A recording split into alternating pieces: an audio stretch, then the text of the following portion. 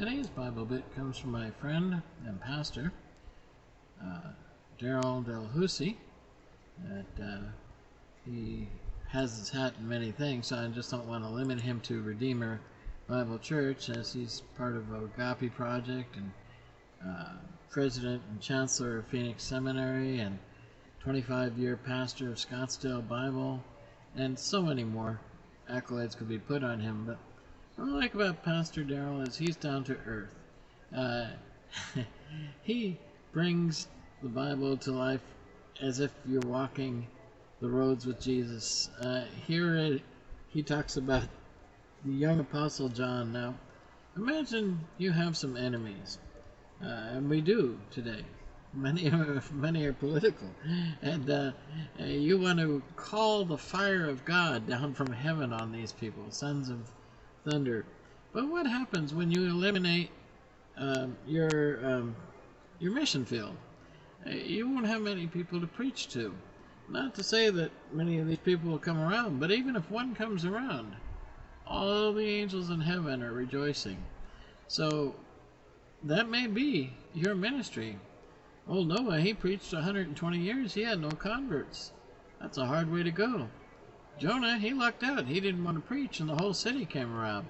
So those are things to think about as you listen to Pastor Darryl and what motivated him from age 5. He became a Christian, I believe, at age 14, something like that, or 16. But here's Pastor Darryl.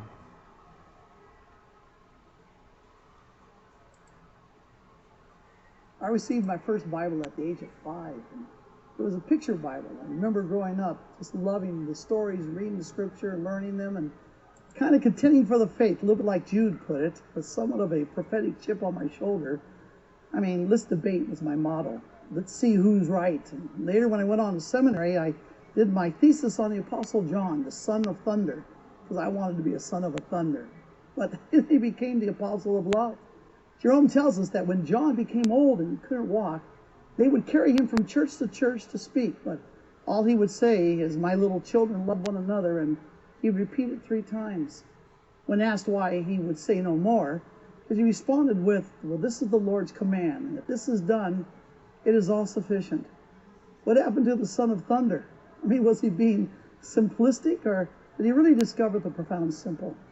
See, I wanted to know, and so that's what this little book is all about, because I also wanted you to know as well. I mean, I'd be so bold as to suggest that if you miss this primacy of faith, your marital relationships, your family relationships, and your personal relationships will suffer.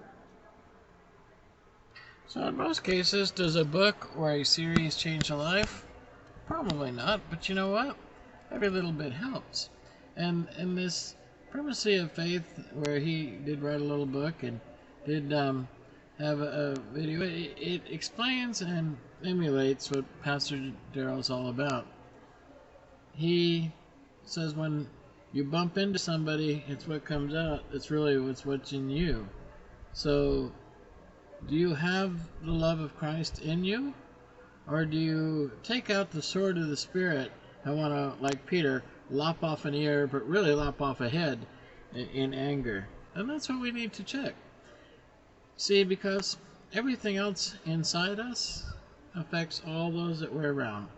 And that's the life that we need to learn to be kind, as Jesus was, compassionate, merciful, as Pastor Darryl's a good example of, in complimenting our wives, even when sometimes we want to bite our lips.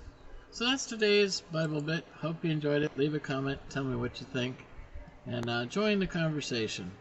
Hit subscribe daily.